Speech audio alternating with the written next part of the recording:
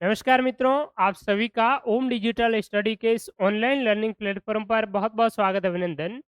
आज के सेशन में हम राजस्थान के नए जिलों के संबंध में जो एक कमेटी का गठन हुआ है, इस पर हम चर्चा करेंगे और जैसे ही नए जिलों के संबंध में कुछ भी अपडेट इत्यादि है वो रहती है राज्य सरकार की ओर से कोई भी हलचल होती है, तो सबसे ज़्यादा इसमें परेशान रहते हैं वो आप लोग प्रतियोगी परीक्षा की तैयारी करने वाले अभ्यर्थियों को परेशानी है वो हो जाती है। क्योंकि जो अधिकतर राजस्थान सामान्य ज्ञान का जो सिलेबस है वो राजस्थान की हर प्रतियोगी परीक्षा में रहता ही है और वो काफ़ी कुछ है वो इसमें चेंजेज होने की संभावना रहती है जिलों के संबंध में। तो अभी जैसे ही ये नोटिफिकेशन निकला तो बहुत से अभ्यर्थी जो हमारे कोर्स में टेस्ट सीरीज में इत्यादि जुड़े हुए हैं, उनका भी मैसेज आने लग गया है कि अब हम क्या करें? नए जिलों के अनुसार जो तैयारी करते हुए आ रहे थे, क्या उसको हम कंटिन्यू रखें या फिर ये जिलों को है वो पूरी तरीके से ही हटा कर के पहले की स्थिति में ला देंगे? तो क्या उससे हमारा नुकसान हो जाएगा? या फिर बहुत सारे अभ्यर्थी ऐसे भी हैं कि अभी तैयारी स्टार्ट कर रहे हैं कुछ एग्ज़ामिनेशन की, लेकिन उसकी भी यही स्थिति है कि अब करें क्या, नए जिले या पुराने जिले? तो इस संबंध में देखिए हम चर्चा करेंगे और आपके जितने भी जो डाउट्स हैं वो सारे के सारे लगभग इस वीडियो को देखने के बाद में आपके यहाँ वो क्लैरिफाई हो जाएँगे। तो देखिए, ये जो कमेटी है, ये कमेटी 5 अगस्त 2023 को जो रामलुभाया जो कमेटी गठित हुई पहले और उस कमेटी ने रिपोर्ट देने के बाद में जो राजस्थान के नए ज़िले जो गठित हुए और नए जो संभाग हैं, 3 नए संभाग बनाए गए। तो उस संभाग में प्रशासनिक जो क्षेत्राधिकार है उसका जो आपका प्रशासनिक जो उसकी आवश्यकता इत्यादि क्या है, वित्तीय संसाधनों की उपलब्धता इत्यादि, उसको है वो वर्तमान परिप्रेक्ष्य में उनकी रिव्यू करने के लिए, समीक्षा के लिए ये कमेटी है वो गठित की गई है। और इसके संयोजक है वो प्रेमचंद बेरवा है राजस्थान के डिप्टी सीएम और कर्नल राज्यवर्धन सिंह राठौड़, कन्हैया लाल, हेमंत मीणा, सुरेश सिंह, ये राजस्थान के डब्ल्यूआरडी के और इस रेवेन्यू डिपार्टमेंट के, पीएच डिपार्टमेंट के कुछ मंत्री हैं कैबिनेट स्तर के, वो सारे इस कमेटी के सदस्य हैं। तो ये जो कमेटी है, ये गठित इस प्रोस्पेक्टिव से की गई है कि पहले जो ज़िले बनाए गए हैं, उन ज़िलों के यानी कि पहले का मतलब है इससे पहले तो और भी आपके ज़िले बनाए थे जैसे प्रतापगढ़ इत्यादि, ठीक है? वो वाले नहीं, अभी जो नवीन जो ज़िले बनाए हैं, अशोक गहलोत सरकार के द्वारा, तो उस ज़िलों के संबंध में ये रिव्यू करेगी कि क्या जो ज़िले आपके बने हैं, वो सारी जो प्रशासनिक बात करें या क्षेत्राधिकार रेवेन्यू के संबंध में बात करें, वित्तीय दृष्टिकोण की बात करें, तो सारे दृष्टिकोण पर खरे उतर रहे हैं या नहीं उतर रहे हैं। उसकी वैधानिक जो मान्यता जिस हिसाब से ज़िलों की स्थापना होनी चाहिए, उस इस हिसाब से हुई है या फिर राजनीतिक महत्वाकांक्षा से उन ज़िलों का गठन किया गया है, तो वो चीज़ें हैं वो रिव्यू करेगी। रिव्यू के बाद में फाइनल जो कमेटी है वो डिसीजन देगी, तो उस आधार पर है उन ज़िलों में कुछ आपका चेंजेज़ हो सकता है। अब बात आती है कि क्या पहले जो ज़िले बनाए गए थे, उन ज़िलों को पूरी तरीके से हटा सकते हैं क्या? तो इस कमेटी के पास में वो सारे अधिकार हैं, यानी कि ज़िलों को नए ज़िले बना सकते हैं, पुराने ज़िलों में चेंजेज़ किया जा सकता है और बने हुए ज़िलों को वापस हटा सकते हैं। हटाने का मतलब है, पुराने ज़िलों के साथ में समामेलन उनका मर्ज है वो किया जा सकता है। लेकिन कुछ जो चीज़ें होती है कि हम चीज़ों को बना सकते हैं, लेकिन उन्हें हम हटा नहीं सकते हैं। हटाने में बहुत है वो बंदिशें रहती है, बहुत उस पर ज़ोर आता है। बहुत सारे आपने देखे होंगे पहले जब भारत का संविधान बना तो उसमें कुछ ऐसे प्रोविज़न किए गए, जैसे कुछ आपके बैकवर्ड जो क्लासेज हैं, पिछड़े वर्ग हैं, एससी, एसटी है, उनके लिए आरक्षण का प्रावधान किया और कुछ स्टिपुलेटेड टाइम लिमिट के लिए किया था। कि नियत समय सीमा के बाद में ये आरक्षण इत्यादि का प्रावधान है वो हटा दिया जाएगा। लेकिन अब तक किसी भी सरकार की ये हिम्मत नहीं हो सकती है कि वो आरक्षण को हटाएँ। क्योंकि जैसे ही किसी भी वर्ग का आरक्षण हटाने का नाम अगर लेते हैं, तो सीधे ही वो पर्टिकुलर वर्ग है, वो आरक्षण आपका सड़कों पर उतर आते हैं और धरना प्रदर्शन इत्यादि है वो शुरू कर देते हैं और उससे सरकार को एक बड़ा वोट बैंक है वो भी गँवाना पड़ता है। तो इसीलिए ये जितने भी जो ज़िले बने हैं उसमें ज़्यादातर तो ज़िले हैं वो आपके एज़ इट इज़ रहने वाले हैं। जैसे आप बात करें कि बाड़मेर ज़िला है, अब बाड़मेर से बालोतरा ज़िला बनाया, जोधपुर से फलोदी ज़िला बनाया, नागौर से डीडवाना कुचामन, जालोर से सांचौर ज़िला बनाया। तो क्या ये बालोतरा जिला है, वो वापस बाड़मेर में शामिल किया जा सकता है? बालोतरा को हटाया जाएगा क्या जिलों से? सांचौर को जिले के रूप में नहीं रखा जाएगा क्या, हटा दिया जाएगा? तो ऐसी चीज़ें सरकार करने को तो कर सकती है, लेकिन ये सरकार है, वो एक राजनीतिक दृष्टिकोण से अगर देखें तो अगर सरकार ऐसा कोई भी डिसीज़न लेती है, तो यहाँ की जो जनता, इस जिले की जो जनता है, वो सड़कों पर आ जाएगी और आगे जितने भी जो इलेक्शन इत्यादि है और भी राजनीतिक जो भी क्रियाकलाप है, उसमें सरकार को एक बहुत बड़ा है वो नुकसान झेलना पड़ सकता है। इसलिए ऐसा कोई भी कार्य है वो नहीं किया जाएगा इस कमेटी के आधार पर कि पुराने ज़िलों को हटा दिया जाए।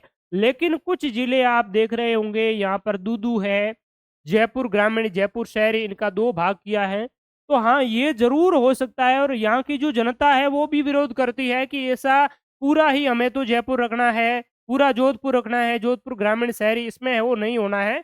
तो इस प्रकार से हो सकता है जनता की, स्थानीय जनता की माँग के आधार पर इस पे कोई भी आपका पॉजिटिव जो डिसीज़न है वो लिया जा सकता है। बाकी इस प्रकार का कोई भी नेगेटिव जो डिसीज़न है, जो जनता के अहित में हो, ऐसा कोई भी फैसला सरकार नहीं लेगी। तो कहने का तात्पर्य ये है कि अब तक जो आप तैयारी करते हुए आ रहे थे, नए जिलों के अनुसार आपने तैयारी की है, तो परीक्षा में क्या पूछा जाएगा? तो अब तक के जितने भी जो एग्ज़ाम्स हुए हैं आरपीएससी के द्वारा, कर्मचारी चयन बोर्ड के द्वारा, तो उन एग्ज़ाम्स में आपके सवाल कैसे आए हैं?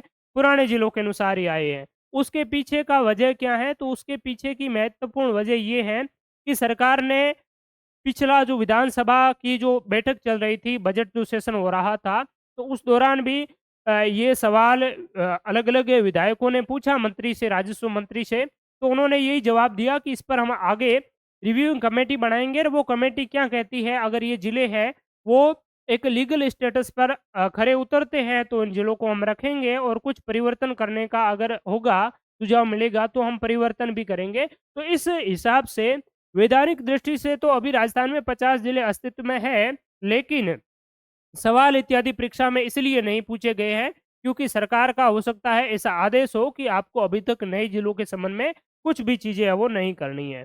दूसरी अगर बात करें, तो कुछ सवाल परीक्षा में पूछे गए आरपीएससी के द्वारा, जिसमें जो सवाल है उसका स्टैंडर्ड आप देखिए कि कृषि जलवायु प्रदेश पर सवाल पूछा, संरक्षित क्षेत्र कंजर्वेशन रिजर्व पर सवाल पूछा, तो उसमें इन्होंने कोष्टक में दे दिया क्या? ओल्ड डिस्ट्रिक्ट, डिस्ट्रिक्ट के आगे क्या दे दिया? एज़ पर ओल्ड डिस्ट्रिक्ट, पुरातन जिलों के अनुसार। तो जहाँ पुराने नए की कहीं पर अगर बात आ जाती है, जिलों की बात आती है, ज़्यादातर तो आरपीएससी कर्मचारी चयन बोर्ड ने ये प्रयास किया है कि जिले का जहाँ नाम आए वैसा सवाल ही नहीं दिया जाए और कुछ ऐसा सवाल उनको देना पड़ा, तो वहाँ पर इन्होंने क्या किया, कोष्ठक में लिख दिया क्लैरिफ़ाई कि पुरातन जिलों के अनुसार और यहाँ पर अगर नहीं लिखते तो भी ज़्यादा कोई दिक्कत है वो होने वाली नहीं थी। अब जिन अभ्यर्थियों ने ये जो कृषि जलवायु प्रदेश है वो नए जिलों के अनुसार पढ़ा है, तो इसमें आपने और भी आप जिले पढ़े होंगे जैसे अजमेर के साथ में जो केकड़ी है, ठीक है? टोंक के साथ में केकड़ी इत्यादि है, जयपुर वाला आपका जयपुर दौसा है, वो ज़िले आपने भी इसमें हो ज़रूर पढ़े होंगे, ठीक है? तो अगर वो आपने ज़िले पढ़े हैं तो वो इसी ज़िलों का हिस्सा है, पुराने वालों का ही, तो आप आसानी से अगर नवीन ज़िले पढ़े हैं तो उनको पुराने ज़िले के अनुसार आंसर देने में कहीं कोई दिक्कत है वो आपकी बिल्कुल भी नहीं हो सकती है, किसी भी स्तर पर अगर देखा जाए। और अगर बात करें, तो जितने भी जो आपके प्रतियोगी परीक्षा की तैयारी करवा रहे हैं हमारे जो शिक्षक साथी हैं, तो लगभग-लगभग उनके द्वारा भी मैप के ज़रिए आपको पढ़ाया हुआ होगा और जो नए ज़िलों के अनुसार पढ़ाया है, तो उसमें निश्चित तौर पर बात है कि जैसे केकड़ी है, तो केकड़ी का कुछ हिस्सा आपका अजमेर से लिया गया है, कुछ टोंक से लिया गया है। जो शाहपुरा है, तो हम भीलवाड़ा में परिचित है कि शाहपुरा भीलवाड़ा में ही है। अब इस शाहपुरा को वापस भीलवाड़ा में भी डाल दिया जाए, तो आपको इसमें कोई ऐसा नए पुराने ज़िलों के संबंध में कोई ज़्यादा दिक्कत ही नहीं होगी। जो चीज़ शाहपुरा में थी, वो अभी भी शाहपुरा में ही रहने वाली है। जहाँ ज़िले की स्तर की बात करें तो भीलवाड़ा हो जाएगा, पर्टिकुलर प्लेस पूछा जाए तो वो शाहपुरा हो जाएगा, ठीक है? तो इस आधार पर अगर बात करें, तो आपने अगर नए ज़िलों के अनुसार जो तैयारी की है, तो उसमें आपका बिल्कुल भी किसी भी स्तर का कोई इसमें नुकसान या डिसएडवांटेज की जो बात है, वो नहीं है। बाकी हमने जो जैसे राजस्थान का अपवाह तंत्र पढ़ा, तो उसमें आपको नए ज़िलों के मैप के अनुसार ये सारी चीज़ें हैं वो दिखाई है। जैसे यहाँ जोधपुर ग्रामीण, अब जोधपुर को केवल एक रखें तो जोधपुर ग्रामीण की जगह आप जोधपुर देख लेंगे। इसके अलावा बालोतरा को अगर बाड़मेर में बहुत पॉसिबिलिटी कम है, लेकिन बाड़मेर में मर्ज कर दिया जाए, तो बालोतरा की जगह आप बाड़मेर पढ़ लेना। सांचौर को जालौर में मर्ज कर दिया जाए, पॉसिबिलिटी बहुत नगण्य है, लेकिन अगर हो जाए तो आप है वो जालौर पढ़ लें। तो इसमें ज़्यादा कुछ विशेष है नहीं। सारी जो मैप के आधार पर जो चीज़ें हैं, वो मैप के ज़रिए हमने पढ़ने का प्रयास किया है। तो इसमें आपकी कोई वैसे दिक्कत रहने वाली है वो नहीं है। इसीलिए आपको बिल्कुल भी घबराने की आवश्यकता नहीं है। नए ज़िलों के संबंध में अभी और इधर-उधर कुछ भी थोड़ा बहुत है वो होता है, तो भी आप है अभी जिस ज़िलों के अकॉर्डिंग आपने अगर नए ज़िलों के अनुसार भी तैयारी की है, तो कोई दिक्कत नहीं है। आप अच्छी तरीके से अपनी तैयारी है वो करते रहें। और कुछ जो रिपोर्ट है, जैसे बात करें कृषि विभाग की, और उनके द्वारा कुछ जो रिपोर्ट जारी की गई है, तो उसमें भी राजस्थान के जो कृषि जलवायु प्रदेश इत्यादि है, वो नए ज़िलों के अनुसार है वो आपका डाला हुआ है। तो कृषि जलवायु प्रदेश जैसे नए ज़िलों के अनुसार उन्होंने डाल दिया है, तो उस आधार पर सवाल भी नए हैं वो बन सकते हैं नए के अकॉर्डिंग, और पुराने के अकॉर्डिंग है तो पहले आप जो फलोदी पढ़ रहे थे, उसके अभी जो आप फलोदी पढ़ रहे हैं तो पहले वाला जोधपुर है, ठीक है? तो ज़्यादा आपको कोई इसमें नुकसान की होने की कोई गुंजाइश नहीं है। पुराने ज़िलों के अनुसार पढ़ने वाले निश्चित रूप से नए ज़िलों के अनुसार पढ़ने वाले निश्चित रूप से पुराने ज़िलों के अनुसार प्रश्न पूछा जाएगा, तो वहाँ आंसर आप बिल्कुल भी दे पाएँगे। और अगर आपने तैयारी पुराने ज़िलों के अनुसार ही अभी भी कर रहे हैं आप, तो उसमें हो सकता है ये नए ज़िले बनने के बाद में आपके चीज़ें हैं वो नए ज़िलों के अनुसार पूछ ली जाए। ये कमेटी जब भी डिसीज़न दे तो उसके बाद में नए ज़िलों के अनुसार पूछने स्टार्ट कर दी जाए। तो एक बहुत ही कम समय में आप इतनी चीज़ों को अपडेट नहीं कर पाएँगे। तो ये आपके लिए थोड़ा-सा लेंथी काम है वो हो जाएगा। इसीलिए मेरा स्टार्टिंग से यही सजेशन था कि तैयारी है वो नए ज़िलों के अनुसार करें, तो आपको बाद में है जैसे ही जो और भी कुछ इधर-उधर चीज़ें होती हैं, तो वो थोड़ी-सी चीज़ें हैं उनको अपडेट करना है वो आसान हो जाएगा, लेकिन बहुत बड़ी चीज़ों को अपडेट करना फिर है वो थोड़ा-सा दिक्कत भरा मामला है वो होगा। तो इस प्रकार से ये जैसे हमने अरावली पढ़ी, तो अरावली में कुछ जो नीम का थाना है, तो नीम का थाना में पुरातन ज़िलों के अनुसार पूछा जाए तो अरावली उत्तरी ज़िलों में कौन-कौन से ज़िलों में है, तो हमें वो दे सकते हैं अरावली की चोटियाँ इत्यादि। तो ये ज़्यादा कुछ विशेष इसमें मुझे नहीं लगता है कि आपको कोई परेशानी है वो होने वाली है, ठीक है? तो इसीलिए आप है बिल्कुल भी नहीं घबराएँ नई नए और पुराने ज़िलों के अनुसार जैसे भी आप तैयारी करते हुए आ रहे हैं, कोई अभ्यर्थी पुराने ज़िलों के अनुसार ही अब तैयारी कर रहे हैं, तो उनको अगस्त जो एग्ज़ाम होते हैं अगस्त तक जून, जुलाई, अगस्त तक, तो उसमें तो लगभग आपके पुराने ज़िलों के अनुसार ही होंगे। और अगर कमेटी की रिपोर्ट की बात करें, तो ये जो कमेटी है, ये अपनी रिपोर्ट है वो कब तक प्रस्तुत करेगी? तो इस रिपोर्ट प्रस्तुत करने के संबंध में इन्होंने कोई डेडलाइन इत्यादि है वो जारी नहीं की है, फिक्स कोई टाइम इसने नहीं दिया है। लेकिन आप मान कर के चलिए कि ये जो आपका पहला जो बजट पेश हुआ था, ये बजट है 31 जुलाई 2024 तक के लिए ये आपका लेखानुदान था, ठीक है? 8 फरवरी को पेश हुआ, ठीक है? 8 फरवरी से 31 जुलाई 2024। अब 31 जुलाई 2024 से पहले-पहले राजस्थान सरकार को नया बजट है वो पेश करना होगा। परिवर्तित जो बजट है वो 31 जुलाई 2000 पहले, यानी कि आप मान कर के चल सकते हैं कि 1 जुलाई के आस-पास में आपका नया बजट आ सकता है। और हो सकता है इस नए बजट के साथ में ही जिलों में कोई चेंजेज़ इत्यादि हो, तो उसकी भी घोषणा आपको वो देखने को मिल सकती है। या फिर आगे आपके 5 जो विधानसभा चुनाव है, ठीक है? जो आपके लोकसभा जो चुनाव हुए हैं, इस लोकसभा चुनाव में 5 जो सीटें हैं, वो 5 सीटें पूर्व जो विधायक हैं, उनके द्वारा है वो फ़िल अप हो गई हैं। लोकसभा में वो जीत गए हैं, सांसद बन गए हैं। तो विधानसभा वाली जो 5 सीटें हैं, जिसमें एक दौसा की है, एक झुंझुनू की है, बांसवाड़ा में 84 की है, खिंवसर है, और आपकी देवली उनियारा, इस प्रकार की 5 सीटें हैं विधानसभा की, तो उस 5 सीटों पर उपचुनाव भी होने हैं। तो इसमें भी सरकार ऐसा कोई कदम नहीं उठाएगी जिससे कि इन जिलों की वजह से उनको है वो एक राजनीतिक नुकसान है वो झेलना पड़ सके।